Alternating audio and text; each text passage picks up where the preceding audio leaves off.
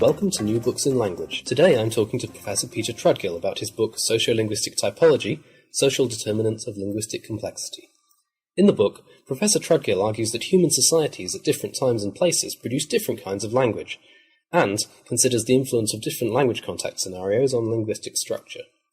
In this interview, we discuss the implications of these ideas for certain long-held views, such as the view that all languages are equally complex, and the view that processes operative in the present should be used to explain the past.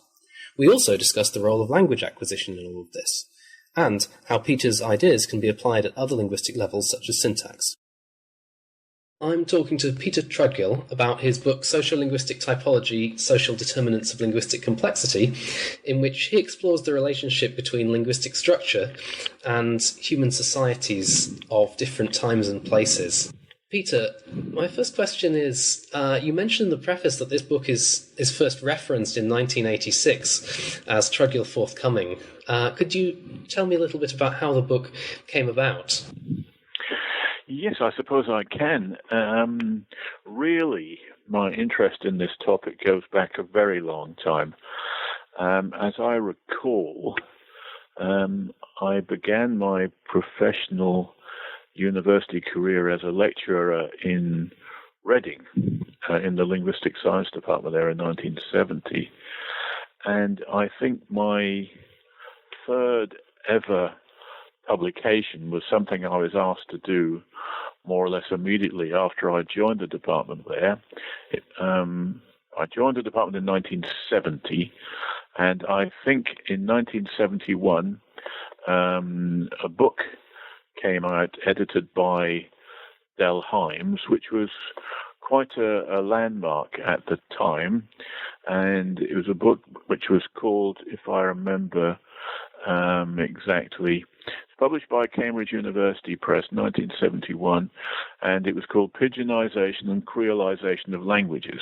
Mm-hmm. And I was asked, I think it's probably by Frank Palmer, when it came out in 1971, if I would write a review of it, which was, quite an honor for me. I was only 26 and I'd only just started teaching. And I think that was one of the most fascinating books I ever had to read. The review itself didn't come out until 1972 in, as I say, the Journal of Linguistics. But I was fascinated with the idea about languages being simplified as a result of adult language contact.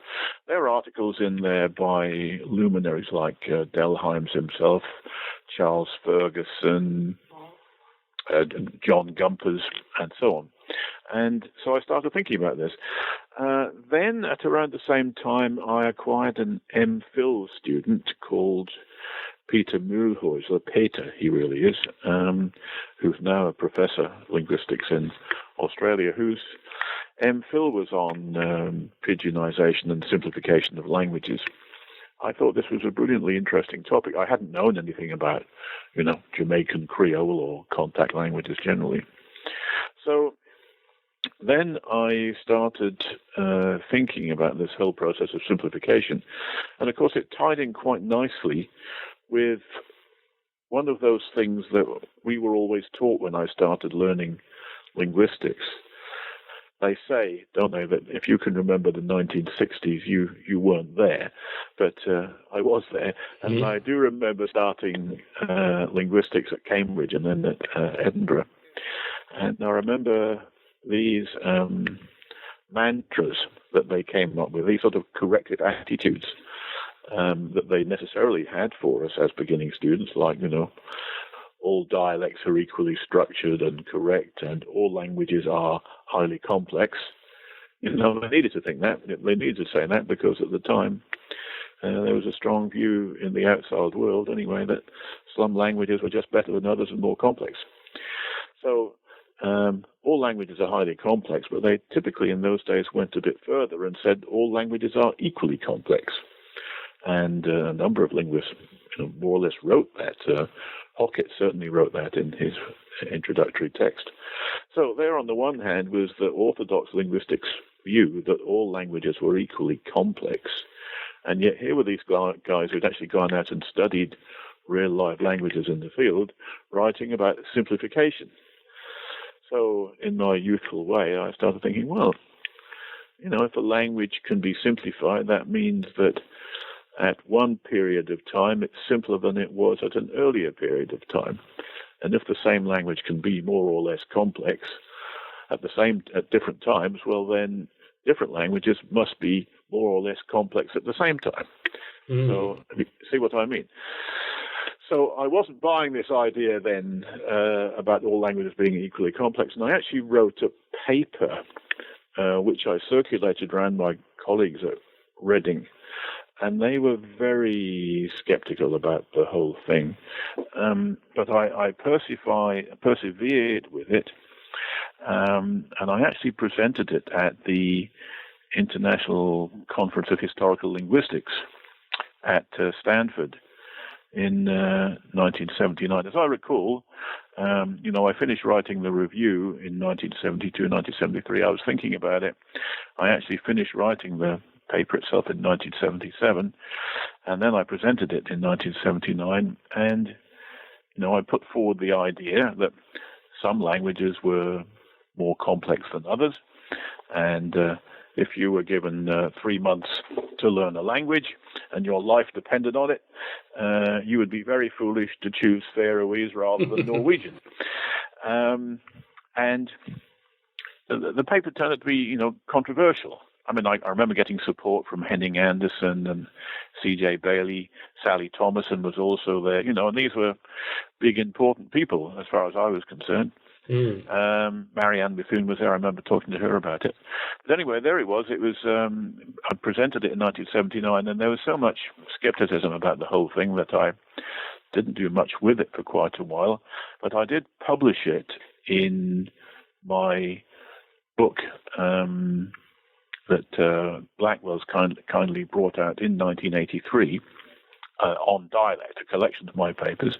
They were mostly papers which had already been published, but this was an unpublished paper, and I called it Language Contact and Language Change on the Rise of the Creoloid, where I expand, I didn't exactly introduce this term Creoloid, I got it from somewhere else, but my idea was that there were quite a lot of languages around which, if you compared them with an earlier stage of the language, looked a bit like a Creole, but they had never gone through a stage of being a pidgin. So that's where that idea first appeared. So a very long time ago. So that was 1983 when it came out. So when I was writing my book on dialects in contact, which, as you say, came out in 1986, I mentioned this topic and this idea. I mean, I was really writing about dialect contact there, obviously, but I talked about the notion of simplification in that context and related it to simplification due to language contact, and referred to a book that I was planning to write. It was going to be a kind of companion volume to Dialects in Contact. It was going to be called Dialects in Isolation, where I was going to argue that just as you get simplification in dialect contact situations, so in conditions of, as it were, dialect isolation, you were probably going to get complexification. So I'd already then had the idea that if languages are going to complexify, basically they need a sort of social situation where you don't have too much adult language contact. So that was the germs of the idea, but it took me so long to read all the stuff and think about all the stuff that I didn't really get around to writing the book until about 15 or even 20 years later, and here it is. You mentioned this idea of the equicomplexity hypothesis, and as you suggested, I think it's kind of something of a sacred cow in modern linguistics. It's something that a lot of people have assumed, and I wanted to know your thoughts on why exactly it is that we have this hypothesis. Why have linguists assumed it axiomatically for such a long time? Well, I mean, I think it was originally a kind of propaganda thing. There was an atmosphere in the outside. Well, there still is to a certain extent. There are still people who talk about primitive languages and talk about languages in small, faraway communities as if they were backward and not nearly as complex as, wonderfully complex languages like Latin, or superbly logical languages like French, or marvelously adaptable languages like English. There's a lot of ignorance out there. I read a novel by John Grisham by mistake some years ago, in which he actually demonstrated a group of indigenous Amazonian people as going around talking to each other in a series of grunts. I actually complained to the publisher about it. So there is a view that some languages are better than others, and some languages are more complex than others, and that some languages and some dialects are actually more suitable for abstract thought and so on. I mean, this was a vicious idea that was propagated by educational psychologists, particularly in the United States, in the 1970s. That Bill LeBeau spent quite a lot of time arguing against. They said that, these psychologists said that no wonder these African American children don't do well in school, because they're linguistically deprived by their dialect, which doesn't enable them to think properly. So, I think it was very important for linguists to say that all languages are highly complex. And that was very important for us as beginning students, undergraduate and postgraduate students of linguistics, to be told that. I think, we were, I hope, highly intelligent and interested and concerned people, but we needed to be told that. Just as it was a tremendous boost to have it made clear that all dialects and accents were, from a linguistic point of view, equal. So there it was. All languages are highly complex, but as you say, it went a bit further than that, and it was a very widespread view that all languages were not just highly complex, they were all equally complex. And, we can call that the equicomplexity hypothesis. And the way it worked, as I understand it, it was kind of the invariance of linguistic complexity hypothesis. The idea was that if you had simplification in one part of a language, it would be inevitably compensated for by complexification somewhere else. So I have to say good things about Charles Hockett's 1958 book, A Course in Modern Linguistics, because it was because of that book that I got into linguistics in the first place. I happened to see it lying around on the table in the library, Modern Languages Library at Cambridge University, and picked it up and thought, well, this is for me. Because you have to remember that in those days, I'm talking about the 1960s, as I say, we didn't even know there was such a thing as linguistics. Yeah. I would certainly have chosen to study it if I had, but I didn't know. And Charles, I've actually got the quote here from Hockett. He wrote, "All languages have an equivalent degree of complexity. The total grammatical complexity of any language, counting both morphology and syntax, is about the same as any other." And he did actually go on to say, if the morphology complexifies, or if the morphology simplifies, the syntax will complexify to compensate for that. Rulon Wells, who was somebody that all linguistic students had to read in those days, said, "One can isolate the complexity of a language in phonemics, in morphophonemics, in tactics, etc., but these isolable properties may hang together in such a way that the total complexity of a language is approximately the same for all languages." And even more recently, Bob Dixon, a linguist who I admire enormously, has written in the last few years, "It is a finding of modern linguistics that all languages are roughly equal in terms of overall complexity." So that I take it was what we were saying for outside consumption. This was the face that linguists were presenting to a public who took it for granted that some languages were indeed more complex than others, and that made them better in some way. Having said that, though, it's quite clear that there are quite a number of linguists who do actually agree with that. And going around talking about my book over the last 3 or 4 years, I've actually found that. It's quite interesting. I helped to edit a book with David Gill and Jeff Sampson on the complexity of equicomplexity of languages. And Jan Tadija Forlund wrote a nice review of it, where he said, "But, was this book really necessary? It's very nicely done, but surely you are pushing at an open door. Surely everybody knows that all languages aren't equally complex." Preaching to the converted, as it were. Exactly. And yet, on the other hand, there are perfectly eminent linguists who've been raised their eyebrows when I've said this and said, well, surely all languages are equally complex. So I guess there's been mixed feelings out there. So partly propaganda, which would explain, which would answer your question, but partly also because this article of faith has actually become the truth for many people.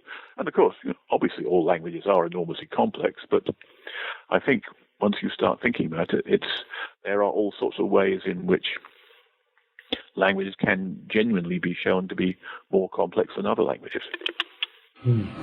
What, according to you, then, are the main reasons for questioning this equicomplexity hypothesis, for doing away with it? What are the crucial arguments? Yes, right. Well, I think it is true that if you get rid of certain sorts of complexity, there will be compensation. And of course, it depends what you mean by complexity. But if I can go back to that point I made, and I did actually write this somewhere, I think, about if you had 3 months to learn a language, you wouldn't choose Faroese or Icelandic or Navajo. The angle on complexity that I've been using is what Østen Dahl has called L2 difficulty. So I've taken linguistic complexity to be more or less synonymous with, or at least very closely related to, difficulty for adult learners. Now, the whole, the critical period hypothesis is very important here. You may not accept that critical period is the right way of putting it, but I think it's obvious to anybody who's lived in the world for 20 years or so that young children are enormously better at learning languages in an untutored way than adults are. Well, the debate seems to be mostly about the details, really, I would say, whether it's a sharp cut-off point or more of a tail-off, but the general intuition, as you say, everyone, I think, agrees on that. Yes, so critical threshold may not be the right term, but critical period will probably be less controversial. So, by and large, children are brilliant language learners and adults are lousy language learners, although, of course, there are some exceptions. So some things, then, are much more difficult for adults to acquire than others. It doesn't matter that they're difficult to acquire as far as children are concerned, because children will learn anything. As I always say, children will even learn Polish. And there are tens of millions of people who can demonstrate the truth of this. But some things are fairly obviously difficult to learn. Grammatical gender, for example, because what you've got to do in a language with, say, 3 genders is just sit down and learn which words have which gender, because gender, for the most part, is arbitrary.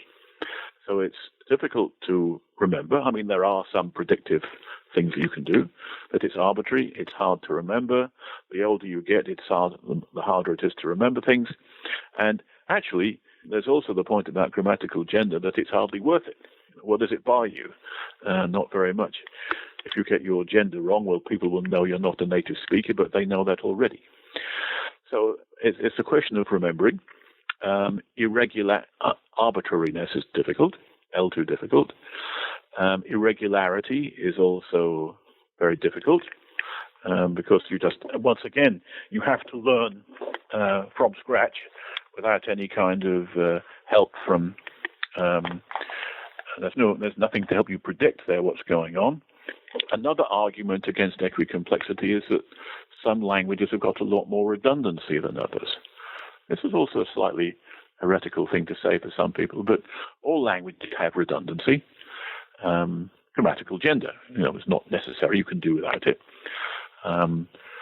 All languages and all speakers repeat information from time to time. So grammatical agreement is a good example of that. If a noun in French is feminine, why do you have to bother to have a feminine definite article in the feminine form of the adjective? That's just redundant. So that's more stuff to remember.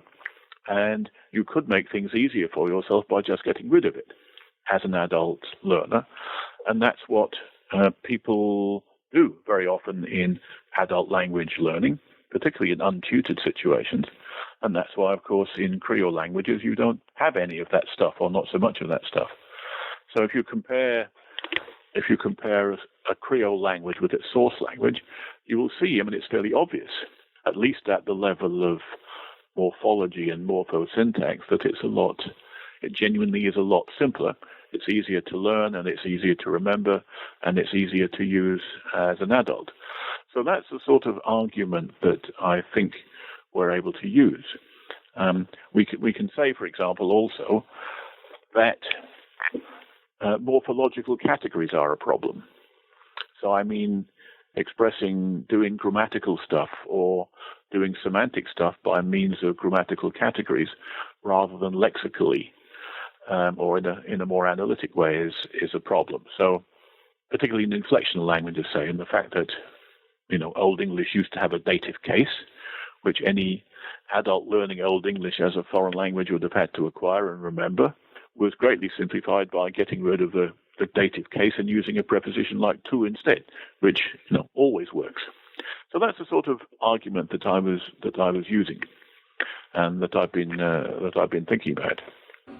Thanks. So, in terms of this notion of L2 difficulty, it sounds so far more like a psycholinguistic typology than a sociolinguistic typology, because this acquisition, this differential ability to acquire languages, is the crucial divider. Where does the sociolinguistics come into it? Well, it's sociolinguistic because, generally speaking, when adults learn a language and don't do it very well and end up simplifying the language, that doesn't have any implications for the language as such. It just has implications for the language of the speaker. The language of the learner, and normally the fact that adults are learning a particular language has no implications whatsoever for the community of native speakers of that language. The language itself, if you like, as it's transmitted from one generation to another of native speakers, is not influenced at all by the fact that there's some guy out there who's not learning it properly. If you see what I mean. So it's sociolinguistic because if there's going to be any profound consequences for the language as a whole, as it's passed down from one generation to another, it has to be in a whole social situation where in some way the imperfect learning that the adults are doing has to get into the speech of native speakers. So, I mean, to just take the case I mentioned, the dative case in Old English was lost. Well, was that due to language contact? Well, maybe it was, because that's a typical sort of simplification that adults will do. Well, what non-native speakers were there around learning Old English? Well, some people say it was the Vikings. Other people say, and I tend to believe this, that it was the indigenous inhabitants of this country. So speakers of Celtic Brittonic, who I would say fairly obviously learnt Old English on a rather large scale. The argument, of course, is a good deal more complex than this. And indeed, on such a large scale that, and indeed there's evidence that to the north of England at certain periods of history, they outnumbered the Anglo-Saxon overlords quite considerably, so that the non-native Old English became very influential and became passed on to following generations as native Old English. It's a bit like, if you think about the development of Afrikaans. Afrikaans is a simplified form of Dutch. It was simplified by language contact. And of course, there are many modern Afrikaans speakers are descended genetically as well as culturally from native speakers of 17th century Dutch. So why did they simplify it? Well, because there was just far more people who were speaking it as a non-native language that in the end the whole community was influenced. So people ended up being native speakers of an originally non-native variety. So that's okay. So that's why it's sociolinguistics. You need the particular sociolinguistic matrix. You need a particular society for those things to happen. On that note, you mentioned that you flag up that in the literature, in sociolinguistics and in the literature on typology, there are very often two diametrically opposed views expressed on what contact will do to linguistic complexity, at least among those authors who believe that linguistic complexity can change at all. Could you just outline that paradox, that discrepancy, and how you would resolve it? That's absolutely fascinating. And it's very, gives you lots of insights, I think, into academic sociology. And I only gradually became aware of it, and I sort of kicked myself for not understanding what was going on earlier. But for many decades, it had become obvious to people in sociolinguistics, particularly people working on language contact, like the Creolists, but also a certain number of historical linguists who focused on language contact, people like Jim Milroy, for example, people working on dialect contact. It became obvious to them that language contact means simplification. So very often if you see simplification as a change taking place in the language, you look for language contact as an explanation for why it happened. And that was our general feeling. So we had, long since abandoned the idea that all languages are equally complex. Sociolinguists believed that language contact means simplification. So when one day I picked up, Bernard Comrie sent me the draft of a paper he was writing about what happens to grammatical inflectional systems in language contact situations, I was expecting him to say, well, they disappear or they become simplified. And then it's a brilliant paper, as you can imagine, by Bernard, but he doesn't even mention that possibility. And I thought, well, what's going on here?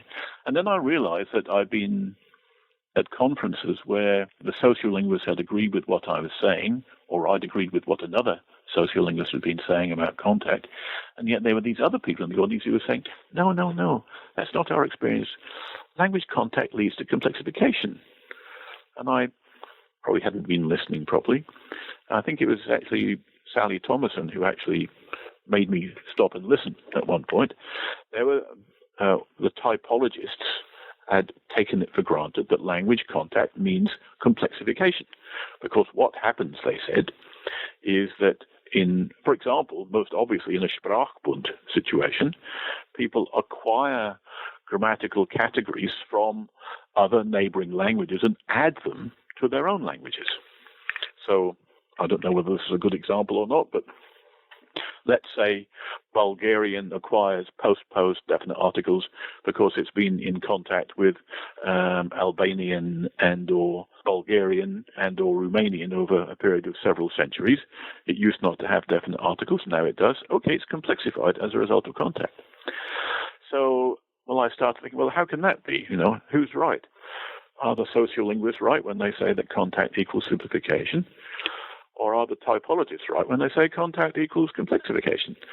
And of course, it immediately became clear, or more or less immediately became clear, that they're both right.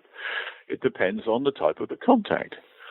And so then I started going around talking about that and saying, to simplify, if the contact predominantly involves short-term contact with adult or adolescent learners who don't do a very good job and don't have much access to the language they're learning, then you're going to get simplification. If, on the other hand, it's long-term co-territorial contact, people living together in the same geographical area for long periods of time, sometimes very long periods of time, then what's going to happen is that these people are going to become bilingual. They learn the other language or languages as children, so they do it properly, if that's the right word to use. And so they start transferring categories and constructions from one language to another. And their native language, if we can put it like this, acquires more stuff from neighboring languages. So they end up being more complex because they've added categories and structures. So it's additive complexification. And when I went around saying that, people said, oh, yeah, and which is precisely what I'd said. And Laura Wright at Cambridge very kindly started calling this the Trudgill insight. It depends on the nature of the contact. There are two major types of contact, and they have very different consequences. I was a bit embarrassed about having it called the Trudgill insight because I thought, it's so bleeding obvious that I'm embarrassed that I didn't think about it before. How do you feel about Trudgill's law? Trudgill's law. Well, yes. I mean, sociolinguists are not very happy about laws because we're very aware of variability and complexity of situations and so on. But somebody else pointed out, of course, that is the point about insights, that they're typically seeing things which everybody knew but hadn't really sort of noticed before. So, yeah, there. If you want to call it the Trudgill insight, I don't mind. Although I would like to say that I think, Thomason and Kaufman had already realized this, but they hadn't ever expressed it in such a sort of simple-minded way as I've expressed it. I'm just a simple dialectologist. I can't do anything except express things simply. Well, I'll hold off on calling it Trudgill's law for the time being, anyway. But that raises an interesting point, the point about insight here, which I think is an interesting feature of this book compared to a lot of other work in sociolinguistics and in typology, which often depends very crucially on counting things. Yes. Now, in this book, you don't do any of that. Are you not worried by that? Do you think other people should or shouldn't be worried by that? Well, I mean, I say, as you will perhaps recall, at the front of the book in the preface, that I'm not. I quite deliberately am not counting anything. I've said this book. I've got the book in front of me. The book contains ideas, but no statistics. It deals with tendencies and possibilities, but there are no tests of significance. It contains data, but there is no random sampling. And I use terms like large and small in a relative way without defining what I mean by them, because I'm actually not sure about this. So this is quite a deliberate ploy on my part. I'm suggesting things. I have actually used the word hypothesis sometimes, I think. But if you want to suggest that these are not hypotheses, they are in no way testable, I wouldn't demur. I don't believe that these things are particularly countable. If people want to do that, and there are quite a number of younger scholars, all male as far as I can work out for some reason, who are keen to test out my hypotheses by counting, by going to corpora and counting. The trouble is that some of the things I mention are countable and some of them are easily. Like I mentioned population size as being a determinant. So quite a number of people have tried to relate some of my ideas to the population size of a particular community. But I never wanted them to do that because I don't think you can take the social factors I've talked about in isolation. I haven't just talked about population size. I've also talked about the degree of contact, as we've just been mentioning. I've talked about the degree of stability. I've talked about social network. I've talked about the amount of shared information in a community. And unless people are actually going to try and measure social stability, I mean, you could do it if you wanted to, but I don't particularly see the point. But if other people want, and I'm not going to do it certainly, but if other people want to do that, well, I'm fine with that. I'll sit back and see what they come up with. I mean, what I say in the preface, as you will have seen, is that I'm not actually trying to prove anything. I'm trying to. I think what I say in the book is that I've allowed myself the luxury of wondering about things. So I'm saying here, this is what I'm wondering about. People have said, well, it sounds. A lot of people said, well, yeah, maybe you're probably right. If they want to go and check it, that would be nice. But I'm not altogether sure that it's worth it. And here's another reason why I'm not sure it's worth it, or another reason why I think it would be difficult, and that has to do with sampling. There are some linguistic typologists who, as you know, like to count things and like to compare languages around the world so that they can look at correlations and say what's rare and what's common and so on. And because they don't want to obviously take data from all the known languages of the world, they like to do sampling, intelligent sampling, which allows for bias. So they try and take out areal bias, and because we know that languages spoken in the same area tend to be similar, by taking languages from all different parts of the world. And they like to take out genetic bias, because we know that languages which are related to one another tend to be rather similar, and therefore allow for a large number of different language families equally represented and a large number of geographical areas equally represented in the sample. So that's good. But one thing they can't do anything about is chronological bias, because my perspective supposes that modern languages may not be at all representative of how languages have been for most of human history, if you see what I mean. So what you would really want to do is allow for chronological bias as well, and look at languages from Paleolithic societies and take in information from there as well, and we can't do that. But if people want to count things, they can, but that's not what I'm going to do. For a start, I'm a bit too old to do that now. It's good to take a lot of time, so I let some young people do it if they want to. Right. I wanted to follow up that point on the idea that languages of the present are not representative of the way that languages might have been further back in human history. And I wanted to ask, what do you think is going to happen in the future? You hint at this in the book, but just to spell that out in some more detail. Yes. Well, obviously, this has to do with the uniformitarian hypothesis, or the uniformitarian principle, which, as you'll probably know better than me, is basically an idea from geology and the physical sciences, the uniformitarian hypothesis that says knowledge of processes that operated in the past can be inferred by observing ongoing processes in the present. But people like me, anyway, became familiar with it from Bill LeBeau's writing, and notably his 1972 book, Sociolinguistic Patterns. And what LeBeau says is that language structures in the past, must have been subjected to precisely the same constraints as language structures today, and the mechanisms of linguistic change that we see operating today must be precisely the same as those which operated in the past. And so that leads him to the methodological principle of using the present to explain the past. So you can't try and explain past changes by resorting to explanations that wouldn't work for modern languages. So, for example, you can't reconstruct a Proto-Indo-European consonant system, which would be typologically bizarre and unacceptable to 21st century linguists. So, and I accept that. I accept that the human language faculty is the same the world over.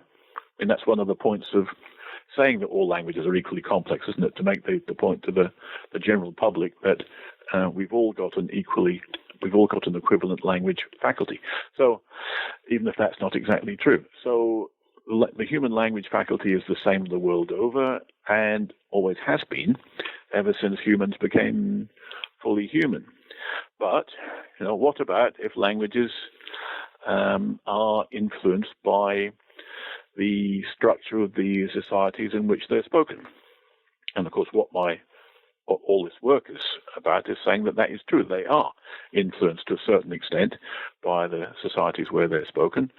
And I've been trying to investigate the extent and the nature of that influence. So insofar as the characteristics of individual languages are due to the language faculty, there can't be any questioning about the uniformitarian principle. But if social structure can influence language structure, then that common faculty will produce different types of language structure in different places and at different moments in human history. And that would mean that the linguistic present is not like the linguistic past at all. And so the methodology of using the present to explain the past would be, I suppose, less useful the further back in time you go. Now, linguists, of course, as you know, absolutely agreed about how old human language is, and definitely somewhere between 100,000 and 200,000 years old, give or take another 50,000 years. But whatever it is, that means that nearly all the linguistic past took place in Neolithic societies or pre-Neolithic societies. So, let's say that human languages were spoken in pre-Neolithic or Neolithic societies for at least 95% of their history. So I suggest that means that there are lots of obvious respects in which the structure of Paleolithic societies were different from our own. Most obviously, the demography was very different, and I suppose because of that, the social network structures. And in our day, population size and geographical mobility have increased absolutely unbelievably. So we've got larger and larger communities, more and more contact. You don't find nearly so many languages spoken in low contact, isolated communities with tightly knit social networks, large amounts of commonly shared information, which I think is important. So given that is true, I'm supposing that, on the whole, languages in the remote past had a good deal more complexity than languages today, particularly the standard large modern languages, particularly the European languages like English, but also standard Chinese and so on. And if this trend continues, I think that in the future there are going to be fewer and fewer small isolated languages. Many, as I'm sure you agree, the biggest tragedy befalling us today culturally is the very rapid disappearance of the majority of human languages. So some people even say that 90% of all human languages are going to disappear in the next 100 years, which is a disaster. But perhaps an even worse disaster is that those that are going to disappear are the languages which are most typical of how human language has been for most of its history. And what's going to be left behind, for the most part, are languages like English, which are the result of hundreds of years of language contact and dialect contact and geographical mobility. And these languages lack the complexity which we've been talking about, and lack various grammatical devices and various other aspects which must have been much more common in the past. So that's why I'm saying, the book is really a plea to study and find out as much about small isolated languages as we can, because if we don't, it's going to be too late. And once it's too late, then there will be all sorts of things about typical human languages which have been typical of the human race for most of its history, which are no longer going to be recoverable. So if you're right, then the task of language documentation becomes even more urgent than it otherwise Absolutely, would be. Yes. And of course the documentation should be precisely on the small isolated languages. And of course it is, because those are the languages which are most likely to die out. But in particular, documentation and wherever possible, actually writing a complete grammar. I've just been writing about this remarkable phenomenon of a small, isolated language. I think you may have picked up in the book, I've taken this idea of Tammy Givon's about societies of intimates. And he points out that for nearly all of human history, human societies have been societies of intimates where there were small groups of people living in a relatively limited area where everybody knew everybody else. They had dense social networks and everybody knew the same things. And I've been writing about this language which has been described by Uri Tadmor, which is an Austronesian language spoken in Borneo, the Indonesian part of Borneo, called Onya Darat, where, as you'd expect in an Austronesian language, it's got a personal pronoun system with singular, dual, and plural. And the first person plural has the exclusive, inclusive distinction. But it also had this amazing distinction that pronouns have to be marked for generational affiliation. So singular pronouns indicate the generational affiliation of the person you're talking about vis-a-vis yourself. So there's two different pronouns, one for members of the same generation or younger generation as yourself, and the other is being the pronoun for members of an older generation. And of course, you can't use those correctly unless you actually know the people and know which generation they are, because just looking at somebody and guessing how old they are won't necessarily help. So there you are, there's a grammatical category, an important grammatical distinction, generational affiliation, which will only work in a society of a certain size. And Uri Tadmor reckons that this may be the only language in the world which has this distinction. But maybe we'd like to hazard the guess that in prehistory, that sort of system might have been a lot more common. And of course, if Uri hadn't discovered this particular system, they're now chopping down the rainforests, and so these communities are being destroyed. In 50 years' time, that pronominal system probably won't exist, and we would never have known that this was a possibility in human languages. It's exactly the kind of thing that someone might want to say is impossible in Yes, human well, languages. you're not old enough to remember, but people used to say that object initial languages were impossible.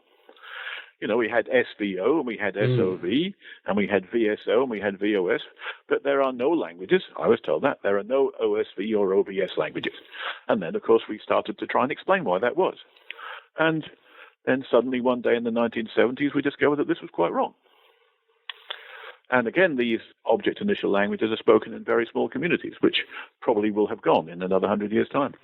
Just to pick up on that point about the smaller communities then, this is something that crops up in chapter 3 of the book as well, on the emergence of complexity in isolation. So this is not the additive type of complexity, but a more sort of intrinsic type of complexification. You mentioned traditional dialects in this context. What do you think it is about these traditional dialects that makes them such fertile breeding grounds for typological rarities or more complex? Yes, okay. So, the question I'm trying to answer in that chapter is, where does linguistic complexity come from in the first place? It's fairly easy to see how it's lost through adult language learning. It's fairly easy to see how it can be added by borrowing from another language. But where does it come from in the first place? That's to say, how do we get the spontaneous creation of linguistic complexity?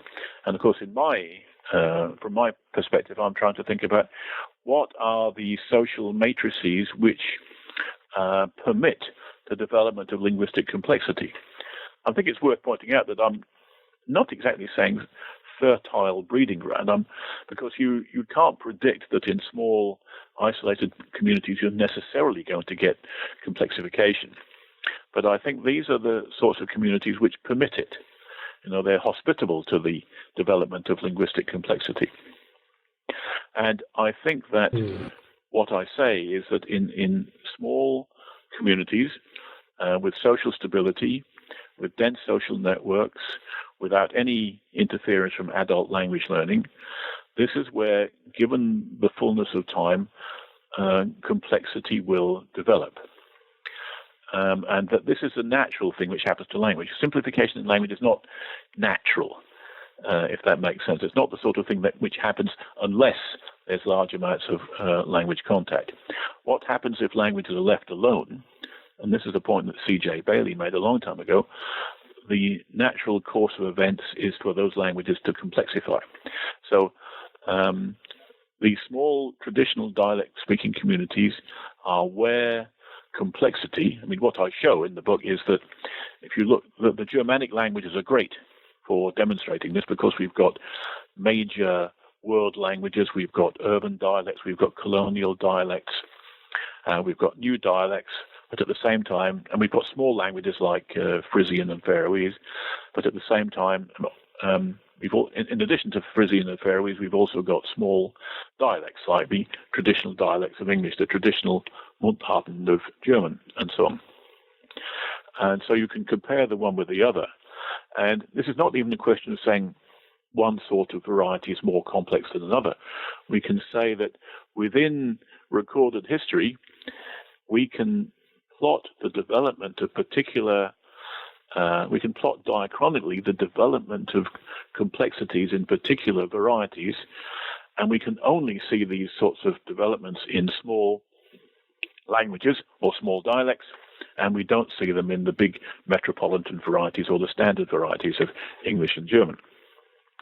So I think what it is which makes these small communities the sorts of societies where this kind of thing that can happen is that these dialects just develop naturally without any outside interference, without any punctuation, as Bob Dixon would say.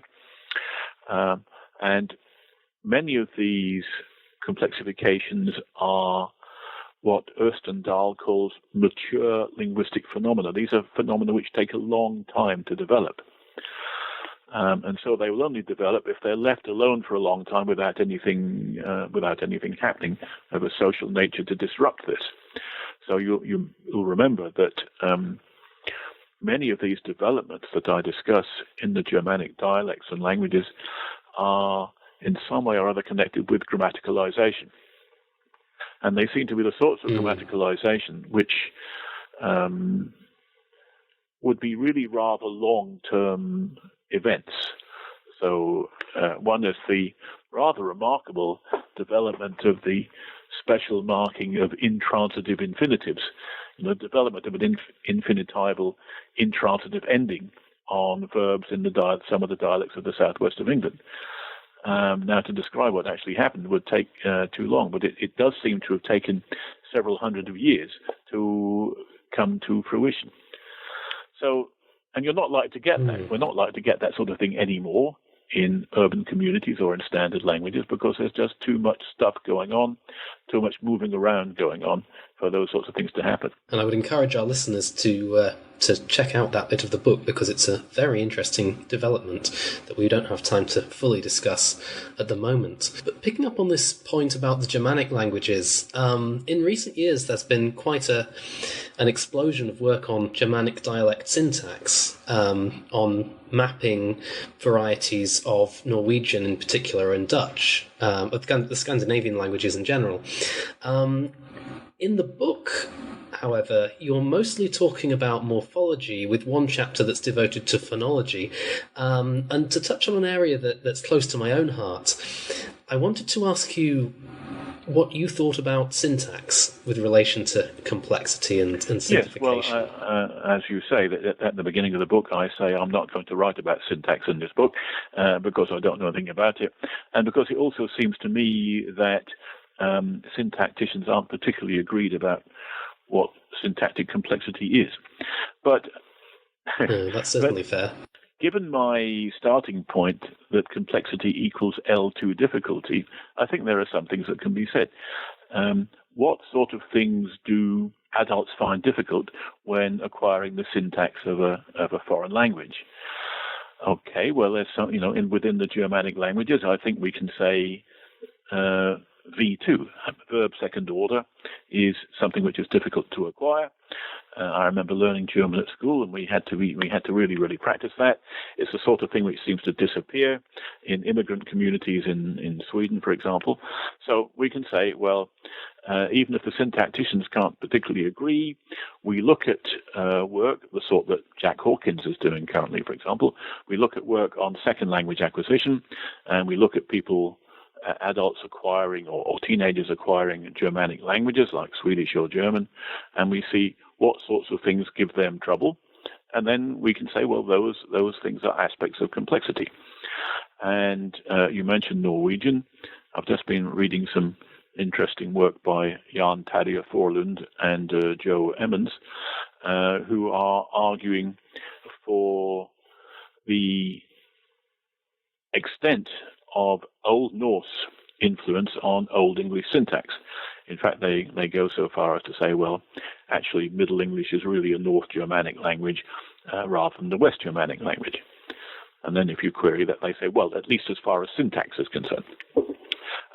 But, for example, one suggestion is that preposition stranding is something which the Scandinavian languages and English have in common, and the other West Germanic languages don't.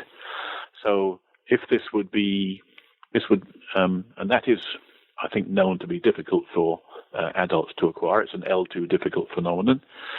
So if, for example, it were, I'm not saying it is, but if it were transferred from Old Norse to Old English and therefore found in Middle English, then you could say that was a very clear sign of additive complexification, to go along with the transfer of pronouns from Old Norse to Old English, suggesting a long period of stable co-territorial bilingualism between the North Germanic and the West Germanic speakers in this country.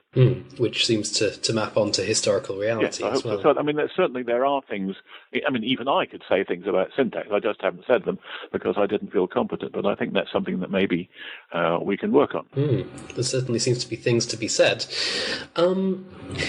You, at one point in the book, you devote some pages to replying to criticisms by Campbell and Poser, and they and other scholars have long been sceptical of the kind of explanations or perhaps not to use the term explanations because I know you don't, insights that you propose. And I wanted to know why you thought that was, what it is that's about this proposal, about your proposals that makes them unpalatable to people like Campbell and Poser. Lyle Campbell's a very good friend of mine, and he's a brilliant linguist, and I'm sure he knows far more about languages than I do. But his